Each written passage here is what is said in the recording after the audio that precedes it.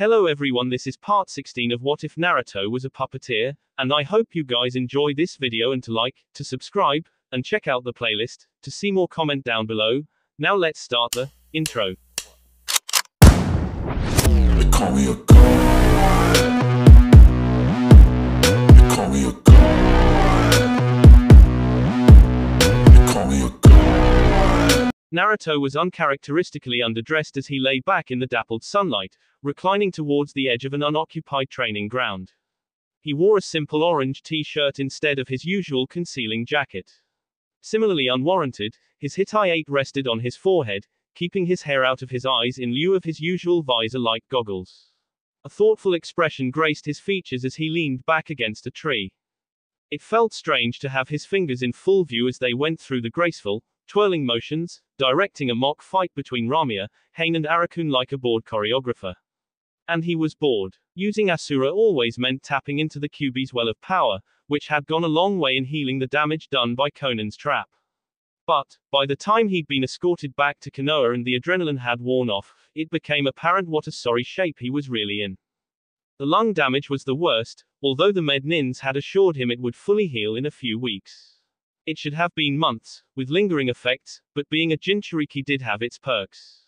He was about halfway through that treatment, so the burns he had suffered and the slight infection they brought had already vanished, replaced by fresh, slightly tender pink skin. They formed a mottled tapestry across his body, like the world's most useless camouflage. He was hoping some time in the sun would help clear that up faster, as anathema as time spent outside was to him. Hain swooped down lazily, no real urgency to her movements. The entire exercise was just a way to pass the time, now that he had been officially suspended from missions for another week. With every attack, his mind was analyzing all the possible counters, from both of the other combatants. He would use the best available, without doing any actual damage, and log the ones his mind conjured up but his puppets couldn't accomplish. It was a tad dull, but it was better than endless paperwork at least.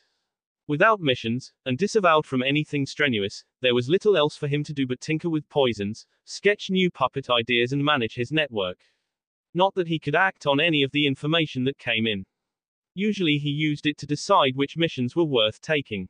Now though, all he could do was manage the gradual integration of Sasori's old assets. It was fun at first, feeling like a posthumous victory against the older puppeteer. But when it was the only thing to do, thus, his boredom. He was manipulating his puppets with one hand. With the other, he slowly fingered the ring he had taken off of Conan. Similar to Sasori's, but with a pearlescent white stone bearing the kanji for white. A reference to her masquerade as a Megako's Tenshi perhaps. The link was as tenuous as Sasori's. Both were mantras of Kuji in meditation, but he honestly had no clue what the bigger picture there was. Tracing the meditation practice led back to a figure simply known as the Rikudo Sennin, a figure shrouded in as much myth as history. Finding any reliable information on the man known as the god of shinobi was a fool's errand. 100 different religions and practices supposedly sprouted from that one figure, and it was impossible to sift the truth from the fiction. How he related to the Akatsuki was anyone's guess. Probably just some forced symbolism to give the group some legitimacy. The answer left a sour taste in his mouth though. It didn't seem at all like something somebody as materialistic as Sasori would go for. He'd keep spreading feelers out through his network, but he didn't expect it to go anywhere. Like everything since he was forcefully grounded in Konoha, it was just something to do to pass the time. Speaking of which, he felt two people approaching the clearing, making no efforts to disguise their approach. Morning, he drawled, still directing his puppets through their little pantomime fight. It's 20 minutes past midday, Hinata said, smiling softly as she and Hanabi joined him in the clearing. He glanced up, squinting his eyes against the glare of the sun. Well, that's embarrassing. What kind of ninja wasn't aware of the time? The medicine he had been given to dull the burn in his chest was clearly dulling other things as well. You'll be back to normal in no time, I'm sure, she said, handing him a gently steaming cup. He breathed it in and sighed. Lemon tea. You, Hinata, are an angel. His smile grew lopsided. I should know, I just fought one. So you keep saying, the Hyuga-san jibed bemusedly, demurely settling in beside him. Hanabi hovered a few steps away uncertainly. It was unfamiliar ground, and she constantly had to remind herself just how familiar she could be with Naruto in public. The answer, thanks to how little they had appeared to interact to everyone else, was not at all. Uzumaki-san, she greeted, catching the sly smirk he sent around Hinata's back. Her eyes twitched. He was purposefully baiting her, she knew it. Hyuga-san, I've already said you can call me Naruto.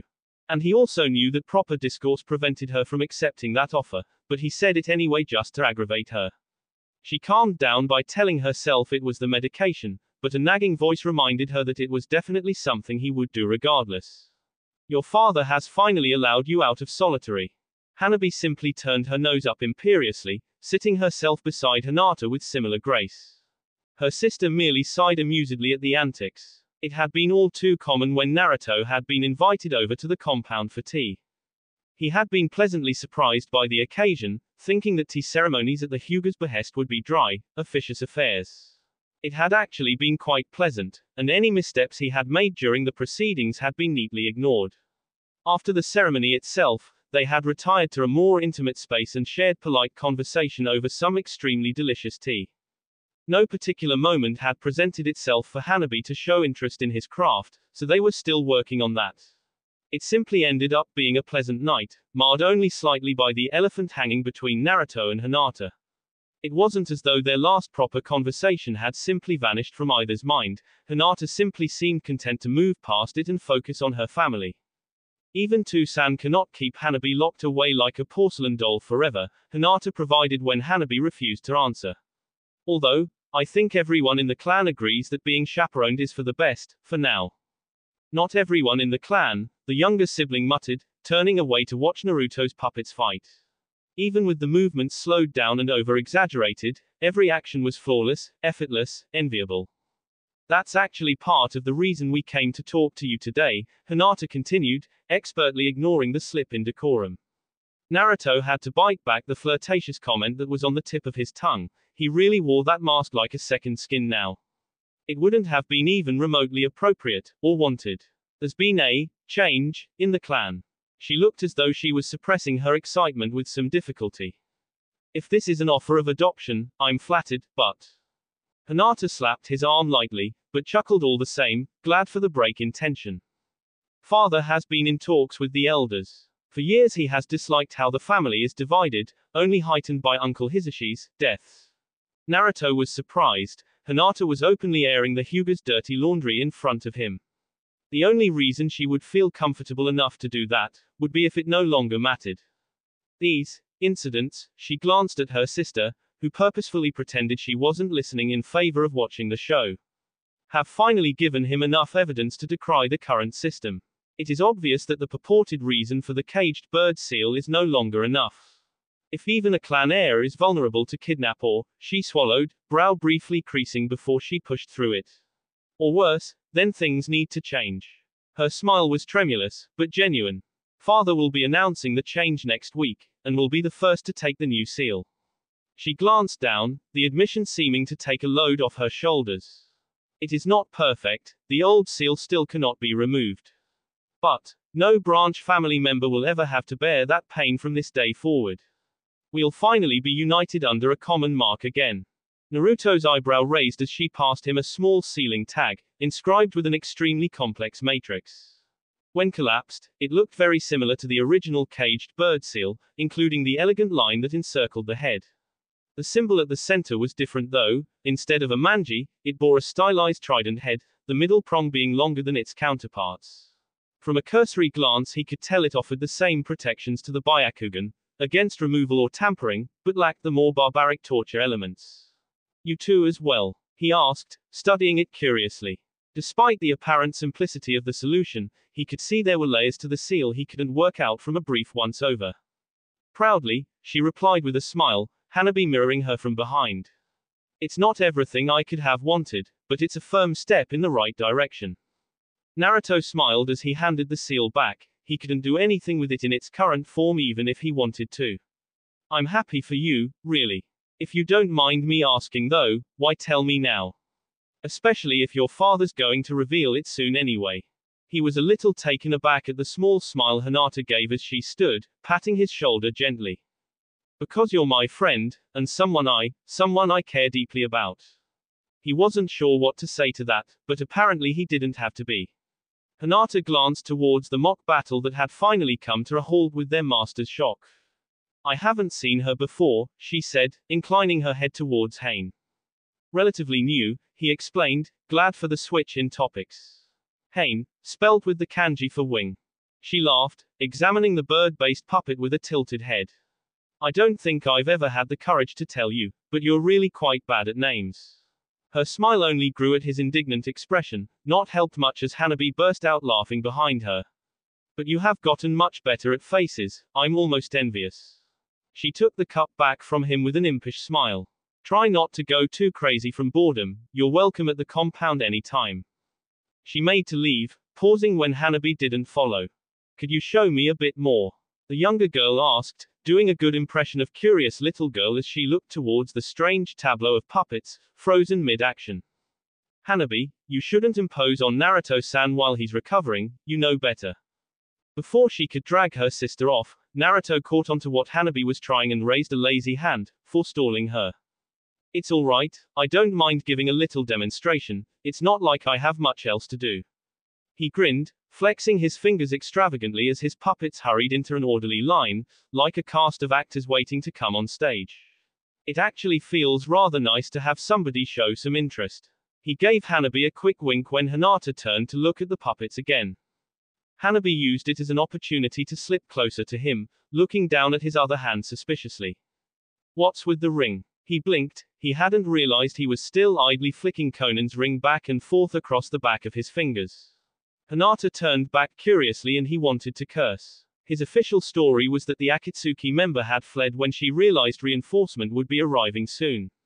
Leaving her tattered cloak behind was one thing, but the ring that had been securely on her middle finger. Maybe, but he'd have to explain why he hadn't turned it in before now. Nothing, just a little puzzle I'm trying to figure out. Technically not a lie. It wasn't like he could say he had Conan sealed in a scroll back home, slowly siphoning off her chakra to try and work out how she manipulated paper like that. Well, he could, but he wasn't going to. Hinata still seemed curious, but wouldn't press further. Hanabi just continued to stare at him skeptically, no doubt recognizing its similarity to Sasori's ring. She couldn't say anything though, or risk tipping both their hands. She shrugged, content to shoot him knowing looks behind Hinata's back. Even knowing they were separated by miles, entire countries in some cases, every flickering projection in that dim cavern felt a phantom hand squeezing their neck. A god's anger was a cool, simmering thing that seemed to suffuse the air, a presence felt even through the communication technique. Nobody dared speak. Each had tasted a fraction of pain's strength during or after their invitation to the Akatsuki, none imagined they could compare to that kind of sheer power. Conan did not return. His voice hadn't changed audibly, still dulcet and commanding. However, where before his tone was an invitation to serve and avoid destruction, it was now a promise that every obstacle in his path would be obliterated. The Kyubi Jinchuriki remains outside our grasp within Konoha's walls. Cold gray eyes swept the dank cavern, taking in each silhouette in turn, as if daring them to say otherwise. Nobody said a word. Even Kisame didn't dare make a joke. This cannot, will not, stand. Only to Biju elude us, and after we are done with the Kyubi, Kumogaku will fall as well. The time for working in the shadows is over, the time for the dawn to break has arrived. The silence that followed his words was thick and cloying, finally broken as a set of shark-like teeth grinned. Sounds fun. The silhouettes shuffled in place, but when pain did nothing they relaxed. Plenty of good bounties in Konoha. Plenty more heathens to sacrifice too. Gotta say, I've never blown up a whole village before. People will remember this for generations, yeah. Don't destroy everyone, some of us have to eat, you know. Should be a veritable buffet. The only one who didn't speak merely narrowed their eyes, unnoticed by their leader. Konoha will come to know the Akatsuki, their leader stated darkly. Konoha will know pain. Naruto stared at his planning board, still plotting the movements of the Akatsuki. They had grown strange lately. A few of them had abandoned missions part way through, something the organization, which had done an excellent job so far of fostering a perfect completion record, had never done before. It didn't bode well. He had been staring at the disparate reports and sightings for 20 minutes now and was no closer to understanding it. He wished Hanabi was there. She would have some snide yet remarkably insightful comment to jerk his mind onto the right track. She would be at the academy right now, likely bored out of her mind after the breadth of material she had access to under his care. The thought only briefly amused him. He was certain Hiashi must have struggled with the decision, probably considering keeping Hanabi close and training her within the compound. He couldn't though. Clan heirs were always trained at the academy. It fostered relationships between the otherwise aloof clans and the rest of the village. Hiashi was a proud man, but not above learning from the mistakes of his rivals. The Uchiha had set a stark enough example that isolation from the village as a whole did not end well. He would have to see about sneaking her out every so often to continue their lessons. It would be easy enough to leave a clone in her place. If he had known the shadow clone in the academy, he probably wouldn't have gone at all. He sighed and put her out of his mind, returning to his musing. His eyes flickered lazily to the right, where Sasori's body hung on the wall like an oversized action figure. What do you think? The lifeless eyes just stared back at him blankly. Oh right, you'd be trying to kill me right now. How could I forget? He inclined his head further, glancing to his other guest.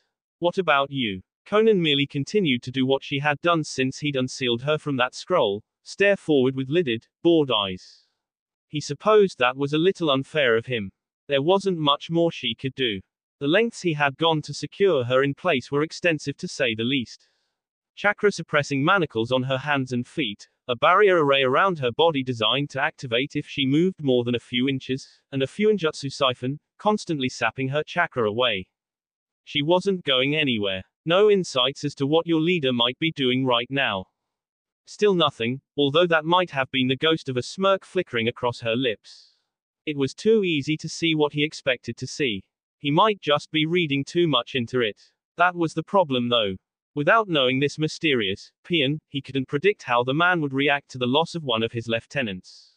Was he angry, annoyed, indifferent? Each, when seen alongside the recent strange movements, would paint a different picture. What about the rings? He flicked it up into his hand out of thin air, rolling it across his fingers like a coin. What's their significance? Still blanked. His fingers moved rhythmically, under the thumb, over the knuckles, a flourish at the ring finger, palmed, back up and across the knuckles. It was almost unconscious at this point. Well, at least your chakra isn't as reticent as you are. That finally earned him a small scowl. He looked over at the scroll on the side, still writing itself out as the seal did its work. A modified diagnostic technique, used to identify anomalies in a patient's chakra. Naruto had played about with it so the seal now worked comparatively, mapping how Conan's chakra was different to his. He hoped with enough practice, he could force his own to mimic. Certainly easier than the long way around, which would take decades. Fine, be that way, he muttered flippantly, flicking his strings out to re-seal Conan into her scroll. Even as heavily restrained as she was, he didn't like leaving her out when he left the building. He pocketed a few things, even in Konoha, it paid to be prepared, had hopped down the central stairwell. 5 stories, and his legs didn't so much as shudder. Sometimes, he could just pause to appreciate how awesome it was being a shinobi. The streets were quiet. There had been a number of small celebrations over the last week as the rumors spread that the war was effectively over. Many were recovering from those, enjoying the sharp contrast of victory tinged with hangover. He walked slowly. Hanabi wouldn't be out of the academy for another 20 minutes, so he could afford to make his gait leisurely. He got a few looks, but nothing like when he was younger. It reminded him that he had really done very little to change his reputation within the village. He was no longer known as the irritating prankster, having channeled his creative energies elsewhere. Still, there was nothing he could do to wipe away the lingering resentment for the beast contained inside him. Absence, it seemed, had dulled the blade, but not sheathed entirely. He rarely ventured out of his building when home, and when he did it was to training grounds or the Hokage's office. Clones did all of his shopping and, while they were indistinguishable from him, it was different. The memories he received from his clones were strange things. Crystal clear, he could always remember everything his clones learned as if he'd done it himself, but muted. The emotions of their memories were blunted, as if felt through thick clothing. He'd forgotten what it was like to be stared at like you didn't exist. Like you were less than nothing. Only this time, he didn't grin back like a loon, pining for even a scrap of attention. He knew better now. Few people deserved his consideration, and only his own validation was worth anything. The Hyuga standing at the gates, for Hyuga did not lounge, was unfamiliar, but he had clearly been told about Naruto. The blonde was waved into the compound with barely a glance. He wasn't sure if he would ever get used to that. As a kid, walking past the various clan compounds had been like walking past the walls of heaven. He would always imagine all the lush things inside, shared by big, happy families. Age had brought clarity to his childish fantasies, and he knew things weren't nearly so idyllic, but those images were still burned into his subconscious. He made for one of the gazebos the Hyuga preferred the guests to wait in, only to catch a familiar head of hair coming the other way. Naruto, this is a pleasant surprise, Hinata greeted with a smile. She was in her mission gear, either going out to train, or heading to the Hokage Tower. Here to entertain Hanabi with another performance. You can't be that bored, can you? Naruto considered his words carefully, weighing his choices. He had wanted Hanabi to examine the ring, but this could work too. Actually, I came to see you. She hid it well, but there was no mistaking the slight flush that entered her cheeks, followed by the hint of self-recrimination that followed. I was hoping you could tell me something about this. He raised the ring before she could sink too deeply into that particular line of thought. Glad for the distraction, she took the ring and observed it, turning it over in her hand. This is the ring from the other day. I thought you said it was a puzzle. He raised his hands defeatedly. Clearly one too complex for me. She smiled, thinking back to the first time Naruto had shown any interest in her, helping with the Hokage's little challenge. Well, I can't say I recognize the style, or the significance of the inscription. With a pulse of chakra she felt her vision shift, expanding and crystallizing into the monotone world of the Byakugan. Instantly, 1,000 lives filled her view, and with practiced ease she filtered them out, focusing on the little gemstone ring. It's charged with chakra, most I don't recognize, and a little bit of yours. Naruto blinked at that. He had been actively avoiding channeling any of his chakra into the ring, afraid it might be some way for the Akatsuki to track its members. Looks like the stone passively absorbs chakra from people that hold it, but only a little. I've seen something like it before. Her eyes returned to normal as she looked up at him. Is it part of a set? Yeah. How did you know? She smiled softly. As a wedding gift, my father bought my mother a pair of stones. If you channeled chakra into one, the other would warm, no matter how far apart they were. And this ring is similar. She nodded, reactivating her dojutsu and focusing in on the ring. I can faintly make out the connections, 9 of them, all going off in different directions. You can see where the others are. Naruto asked, excited. If Hinata could locate the other Akatsuki members in real time, well, he wasn't sure what he could do with that information, but he was sure he could come up with something. Not quite. The connection gets too weak at that kind of distance, but I could tell you the direction. She frowned suddenly, turning her head toward the village. Naruto didn't notice, mind racing with the possibilities. Just the direction wasn't perfect, but it was something. By moving Hinata about and getting the precise direction, he could probably triangulate the various members' locations.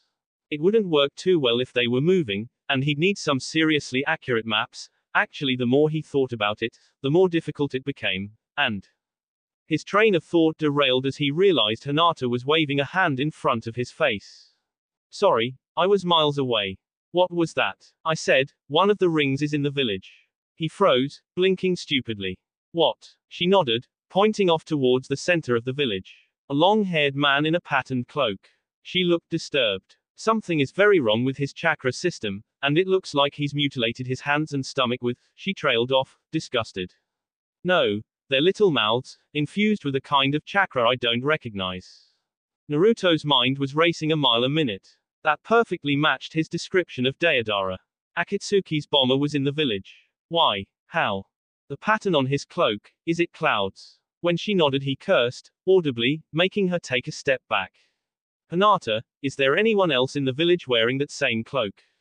She looked conflicted. Naruto, you know I'm not supposed to use the Byakugan like that within the village walls, it's an intense invasion of privacy.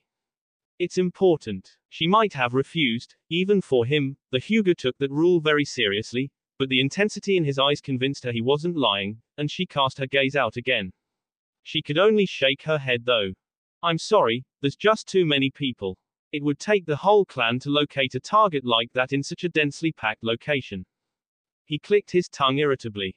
Fine, then you need to get to the Hokage as fast as you can, warn him the Akatsuki is in the village and... Whatever else he could have said was abruptly cut off as both were thrown from their feet, the ground lurching beneath them.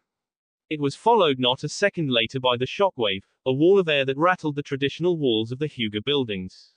It wasn't alone. He could feel them, the tremors though the ground paired with great plumes of smoke rising into the sky across the village. He wasted no time finding his feet, knowing Hinata had done the same. Go, Hokage. He called through the tinny whine clinging to his eardrums, already moving himself. He was up and onto the rooftops in seconds, easily catching sight of Deidara. The man was making no effort to hide himself, standing atop the tallest, most centralized building in the market and laughing as another blast shook Konoha. He was waving his hands, directing the explosions like a demented conductor. If his movements were anything to go on, he was swiftly reaching his crescendo. Something small streaked into the air from his hands, trailing soot and smoke behind it until it disappeared into the glare of the sun. It didn't stay that way for long. Naruto followed its flight all the way to its zenith, still sprinting across the rooftops. Right at the very apex of its flight, the thing expanded rapidly, growing outward until, from his angle, it almost eclipsed the sun.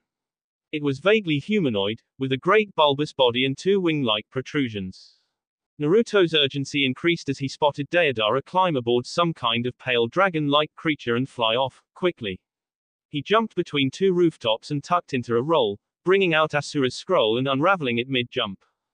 The huge puppet emerged from its cloud of smoke already running, taking in great strides what would have taken Naruto precious seconds to cross. Pain swooped down from behind, picking him up in her talons to give him an aerial view, so that he didn't accidentally crush anyone in Asura's mad dash. The bomb fell, and the titanic puppet was there to catch it just in time, clapping two great hands on either side. For an agonizing moment nothing happened, and Naruto feared it had been a decoy. But midway through that thought, the bomb detonated. Asura's hands, built from Shodai-grown wood, strengthened by his special resin, and reinforced by the artificial chakra system running through the puppet's body in long, sinuous cables, just about contained the blast, at a cost. Asura staggered back, smoke billowing from the stumps that used to be her upper set of arms. The shockwave still managed to shatter all of the windows in the vicinity, but it could have been a lot worse. He directed Hain to drop him off on Asura's shoulder, breathing heavily from the exertion of that dead sprint, and looked around. He spotted Deidara not too far away, circling the skies on that strange clay-like creature of his. The former Iwanin was yelling something at him, but was too far away for Naruto to make out what. The swarm of miniature dragons he sent the puppeteer's way was a much clearer message. Asura had just begun to bring her arm around to swat them out of the sky when a crackling streak of lighting did the job for her. Kakashi landed on Asura's other shoulder, hand buzzing with the barely restrained energy of his signature Reikiri, and the chubby clay dragons dropped out of the air, reduced to an impotent white goop. Good catch, he greeted cheerily, flexing his hand as his technique faded. Sorry about your puppet. Naruto shrugged, although he was inwardly pissed. It took a lot of effort to fix Asura. He had only just gotten done fixing the damage Conan had inflicted, and this was way worse. Better her hands, than a chunk of the village, he muttered, turning his attention back to the fuming Akatsuki member. I'd ask that you stay and help, just like old times, but I think your talents would be better suited elsewhere. Naruto couldn't help but agree. Everywhere he looked, small pockets of chaos were erupting around the village. Shinobi were already responding, but if Naruto's fears proved true, most of them were just throwing themselves into a meat grinder. The Akatsuki were here. Naruto hit the ground running, bursting out of the cloud of smoke Asura made as she was re-sealed into her scroll. It would be no good fighting to protect the village, if he only ended up accidentally crushing half of it in the process. As much as he wanted to double back and help Kakashi, or streak off to fight a different member of the Akatsuki, he knew his duty was to make sure certain key locations were secured. Firstly, the academy. It had nothing to do with Hanabi. Not one bit. The streets were flurries of activity beneath him. Civilians hurried in well-practiced drills towards the shelters underneath the Hokage monument. Konoha had just come out of a period of intense war, and while the village itself remained largely unaffected throughout, its people were more than ready to rise to the occasion. Chunin and Genin helped speed the process up, aiding those too old, young or sick to make it to the shelters themselves. Junin swept the streets, doing much the same as him and rushing to secure key locations such as the Hokage Tower, the Anbu headquarters, a few fallback command posts, the hospital and, of course, the academy. The Chunin instructors would be doing their part, but there was very little they would able to do against even one Akatsuki member. He figured their target had to be him, for the QB, but one didn't simply waltz into a ninja village, pluck a target up at leisure, and casually stroll out again. The goal would be mass chaos, to stir up as much of a distraction as possible while he was extricated. In that case, his job was to make that as blindingly difficult as possible for them while Konoha pushed back the tide. No matter how powerful the Akatsuki was individually, there was no way they seriously thought they could defeat an entire hidden village by themselves. He had to put an asterisk on that thought as the ground quaked beneath him. In the distance he spotted an enormous surge of water blast outward from a random point in the village. Like a contained typhoon it swelled, forming a staggeringly large dome of water that showed no sign of bursting. It had to cover a good eighth of the village. The Akatsuki might not be able to defeat the village, but they could very well wreck it with the right techniques. There was no warning. He was running across the rooftops and glanced away for a second to observe the water technique. Then, he was blinking stars out of his vision, weakly trying to pull himself out of the wall his body had created on impact. Something had hit him like one of those newfangled trains from Yuki no Kuni, slamming into his side out of nowhere. He hadn't seen a thing, so it was either fast, or invisible. He wasn't sure which was worse. Shinra Tensei. He rolled forward just as the wall behind him, along with most of the building it was attached to, was utterly pulverized. He had no idea what that technique was, pretentious as it sounded, but he didn't want to get hit by it again. Spots still swam across his vision as he shakily found his feet, looking up at the 6 individuals wearing Akatsuki cloaks in front of him. None of which he recognized. "You guys been on a recruitment drive," he muttered, trying to stall for time while his head cleared from that impact.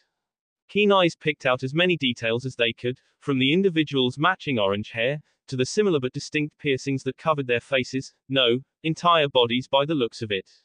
Most notable, were the steely ringed eyes each bore. Clearly a doujutsu, familiar, although Naruto wasn't sure why. He couldn't say he recognized it from anywhere. "QB Jinchuriki, you are coming with us." It was the middle one that spoke, with the spiky hair not dissimilar to his own, and the 3 black bars through his nose. "See, that presents something of a problem for me," he replied, flexing his shoulders until they popped. Maybe not 100%, but as close as he was going to get after being blindsided like that. "Because I don't want to. You have little say in the matter," the apparent leader of the little posse stated, regarding him dispassionately. He had the same kind of cool detachment Conan had, which was the first clue. The second was the ring. Only the one speaking wore it, which meant the other 5 weren't full members of the Akatsuki, he assumed. The last clue was the sudden realization of where he recognized those eyes from. His reading into the symbolism behind the ring's inscriptions, the relationship of Kuji-in meditation to the Rikudo Sennin, all 6 of these men had the Rinnegan. "So, you're the mysterious Pain," he drawled, keeping his voice level to disguise his internal panic. How was that possible that 6 people had a doujutsu that most people considered a fanciful myth? He considered for a moment that they were brothers, but immediately dismissed it. The matching orange tresses were clearly dyed. He recognized the subtle signs in all but the leader's hair. Likewise, the matching yet visually distinct piercings implied a visual aesthetic, not any kind of kinship. How could he not recognize it, as an artist? Somebody here was trying to cultivate an image, one of inhumanity and intimidation. He couldn't deny the results. Still, something about that revelation nudged something in his mind, something that just didn't want to click into place. He might have got it if his thought processes were allowed to reach their inevitable conclusion, but Pain had seemingly grown tired of even this much talking. Pain raised his arm and 6 puppets burst into action, moved into position as Naruto feebly stalled for time.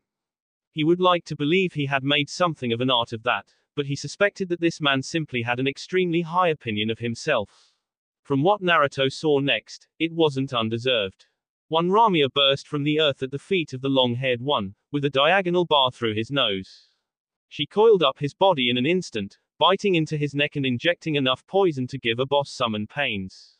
Likewise, the hundreds of little needle points scattered across her scaly body should have ensured he was paralyzed from the constriction.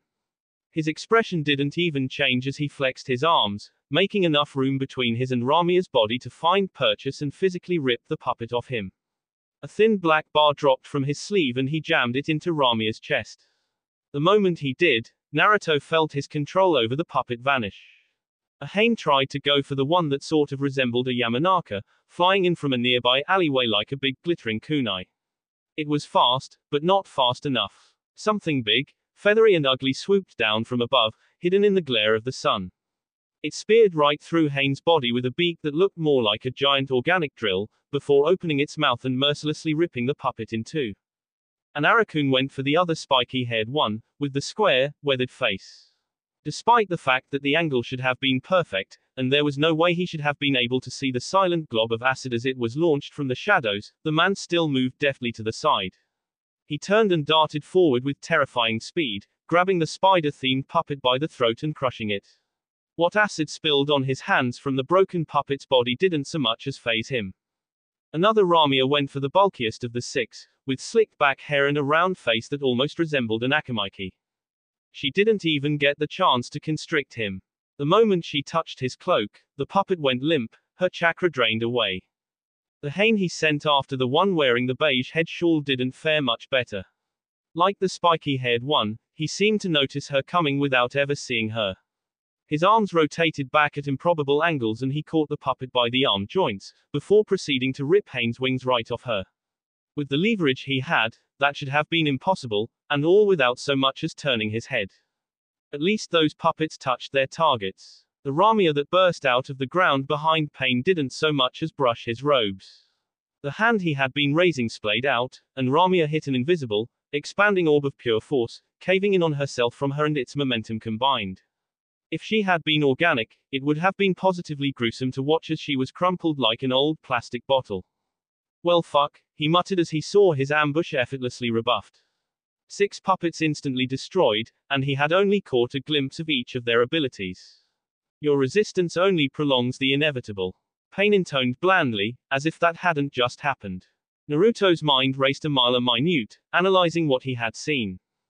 A summon of some kind, the ability to absorb chakra, omnidirectional or targeted walls of invisible force, incredible strength, the ability to shrug off frightening amounts of poison and some kind of black bar weapons that could either sever chakra, or disrupt it so much the two effects were indistinguishable. The weapons looked to be the same material as the piercings, which meant they were likely extremely chakra conductive. Some kind of ability enhances perhaps.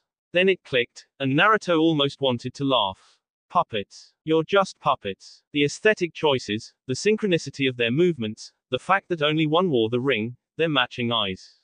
It made sense. They were probably controlled through the piercings, chakra receivers instead of a direct connection via strings. Pain's eyes narrowed and he knew he might have said too much. One of the human puppets, the bulky one, shot forward, faster than any ninja Naruto had ever seen.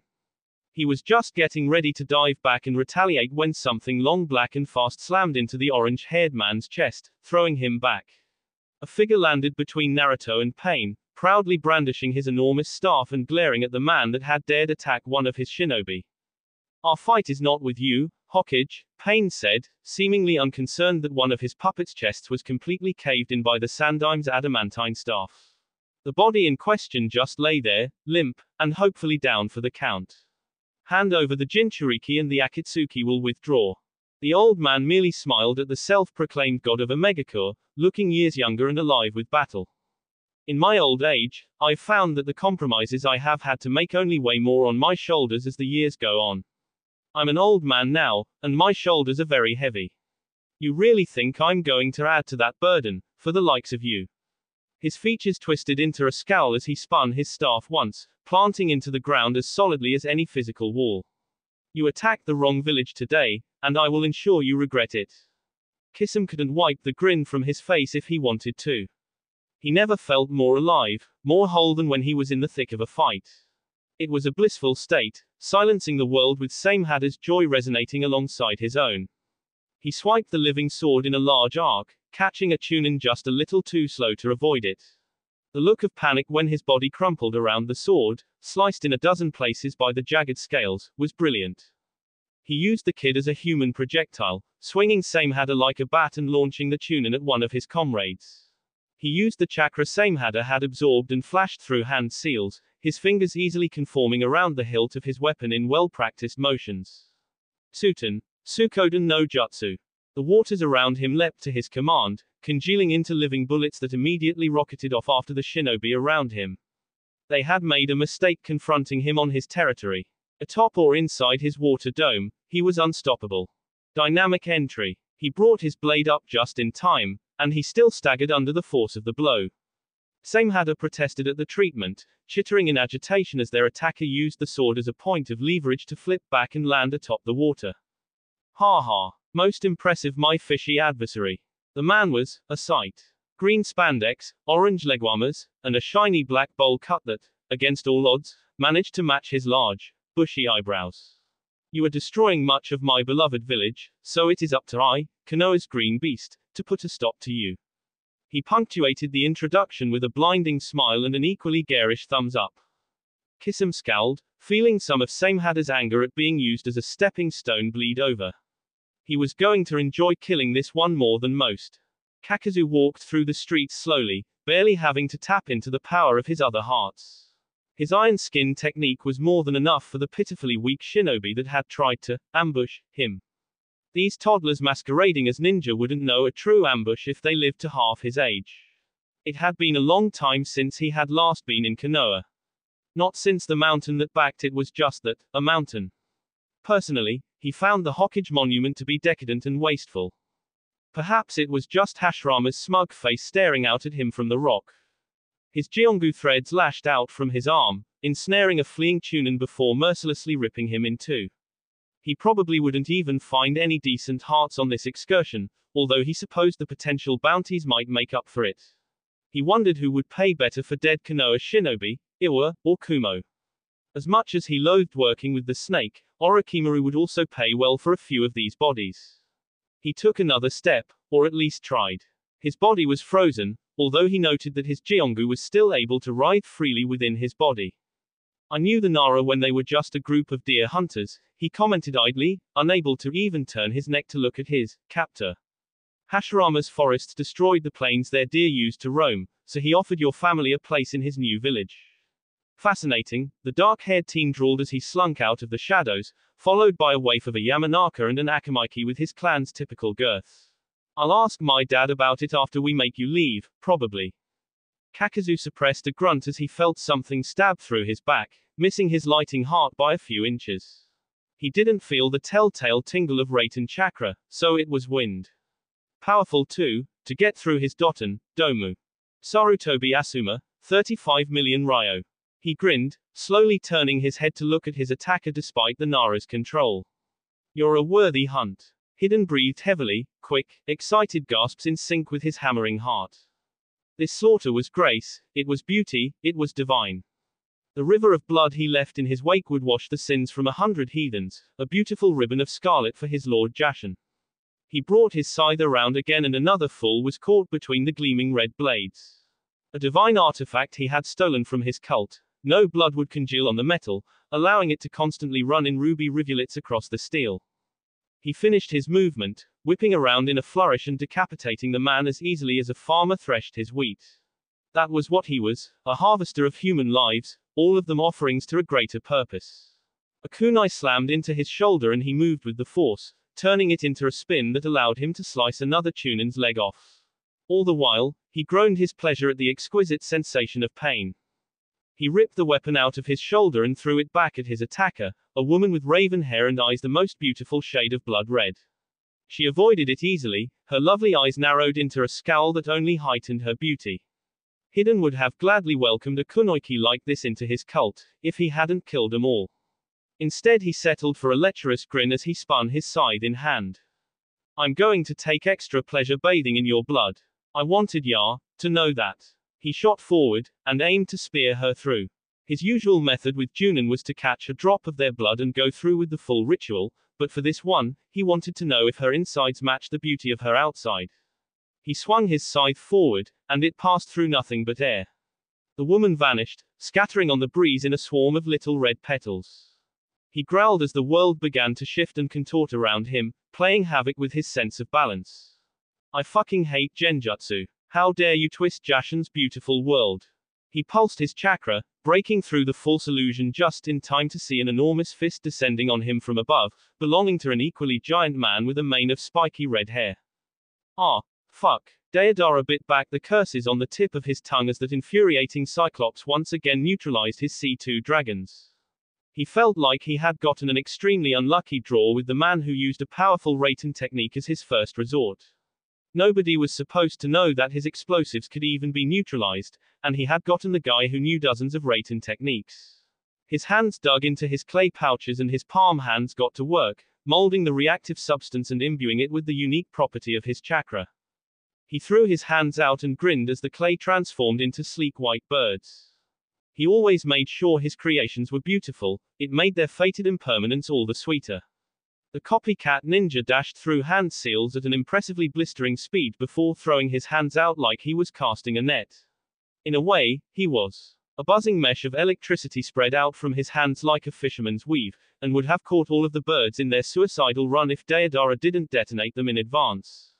He used to the smoke screen to have his dragon turn sharply in the air, whipping its tail in a quick arc.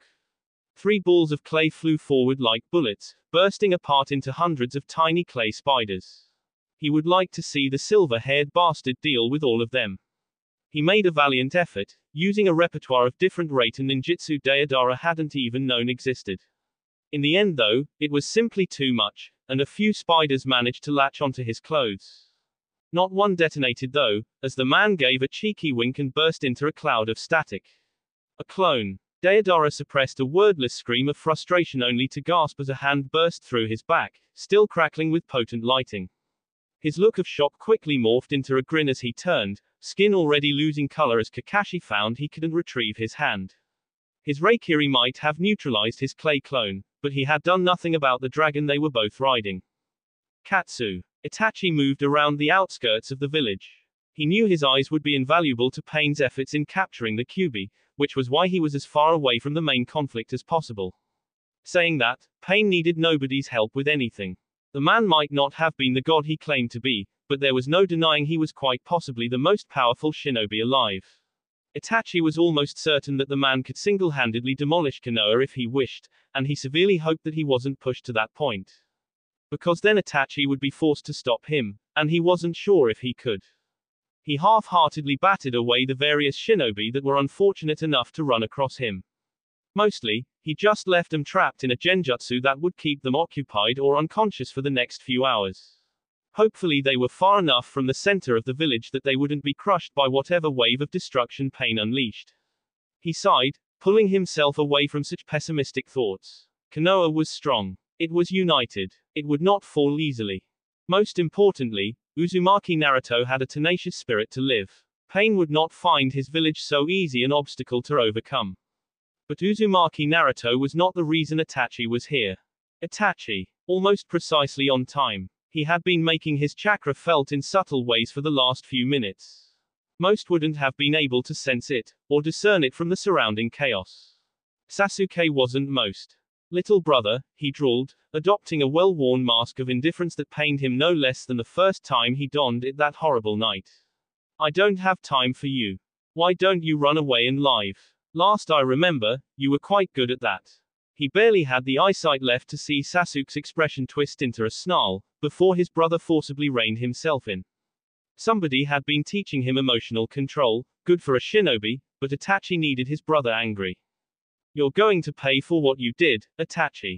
There was an iciness to Sasuke's tone.